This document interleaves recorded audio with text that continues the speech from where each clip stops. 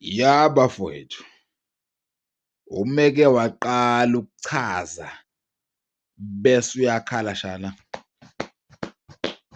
shala la la uyanya seke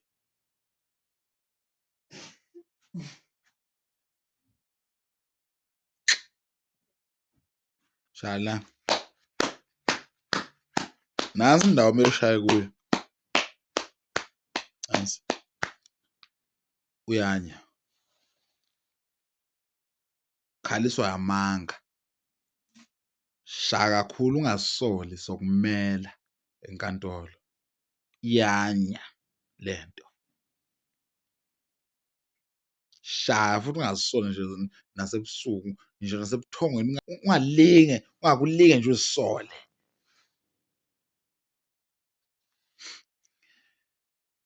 Wow.